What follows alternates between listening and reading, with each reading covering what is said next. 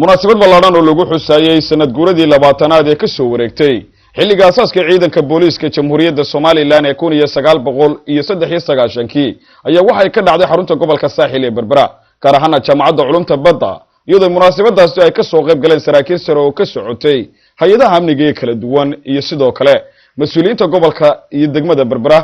xubno sare oo ka socday hay'adaha laamaha dawladda iyo xukuumadda Soomaaliland mas'uuliyiinta ka soo qayb gashay munaasabadaasi ayaa hadallo kala duwan oo ay halkaasi ka soo jeediyeen waxay si weyn u hambalyeeyeen ciidanka booliiska Jamhuuriyadda Soomaaliland meel kasta uu joogo iyagoo sidoo kalena ku hambalyeeyay darajada kala sareynta ee ciidankaasi booliiska Soomaaliland iyo guud ahaanba hay'adaha amniga lagu taxay garbahooda iyagoo arintaasina ku hambalyeeyay xukuumadda Soomaaliland ee suurta gelisay booliisku wuxuu ka mid yahay cadawga nafta bilaadanka iyo kaylaha ku wareegaya ayuu koob ka yahay waxa la doonayaa war intaas ay jannadii idin jirtaaye jannadii wada wax yar bay idin jirtaa way cadawga ilaahay baa eegaysaan meesha loo salaamo waa aakhiro runtii waxa weeyaan war cadawgii ilaahay iyo kii waxa eegaysaa bal nafta bilaadanka ah maanta jannadii ma yar idin jirteen cadaaladda ku dhaqataan baa idinka yaqaana oo wixii dulmiyana ilaalisaan wixii waxaan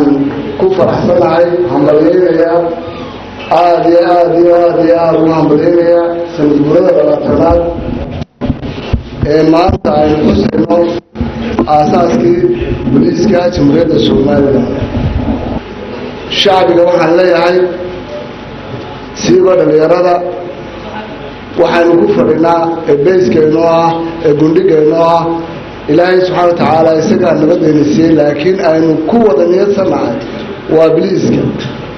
waxa iyaguna sidoo kale halkaasi ka hadlay saraakiisha ciidanka booliiska ee gobolka Saaxil sida taliyaha iyo taliye ku xigeenka oo iyaguna hambalyo u diray ciidanka booliiska Jamhuuriyadda Soomaaliland meel kasta uu joogo waxay sidoo kale ay saraakiishu ka warameen waxqabadkii iyo hawlgaladii kala duwan ee uu ciidanka booliisku soo fuliyay sanadkan iyo kiisaskii soo maray waxaana ay ku tilmaameen dambiyada dhacay guud ahaan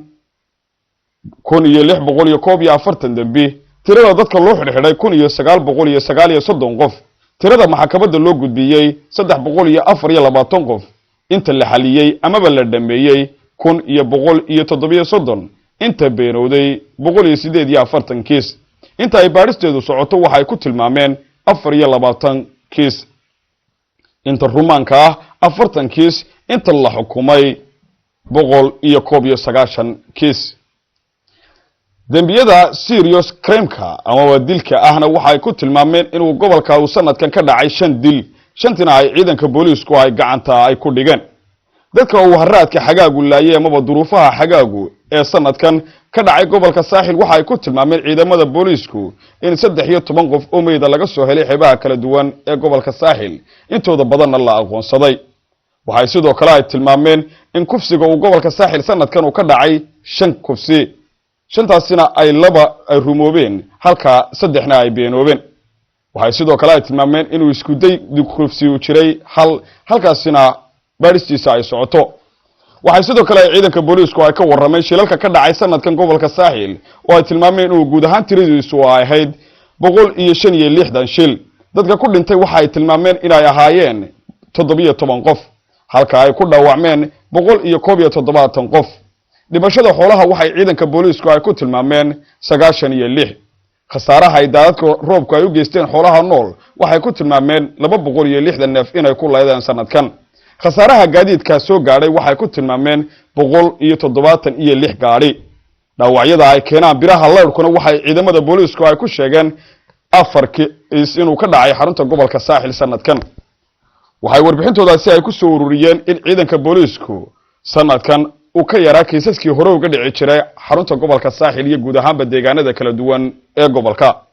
waxa iyaguna sidoo kale halkaasi hadal ka soo jeediyay saraakiil sare oo ka socotay ciidamada ilaalada xeebaha Jamhuuriyadda Soomaaliland iyo sidoo kale saraakiil iyo mas'uuliyiin iyaguna ka soo qayb galay sida gudoomiyaha maxkamadda gobolka Saaxil Ibrahim Fanax iyo sidoo kale xiriiryaha guud ee gobolka Saaxil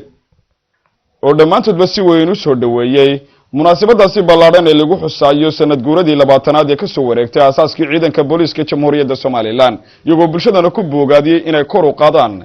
maalintaasi sidoo kalena ay la shaqeeyaan ciidanka booliiska Jamhuuriyadda Soomaaliland isla markaana ay bulshada Soomaaliland ay ilqura ku wada eegto cadawga ku hareeraysan ee uu leeyahay dalkan Jamhuuriyadda Soomaaliland mukhtaar cabdiraxmaan maxamuud telefishinka qaranka Somaliland berbera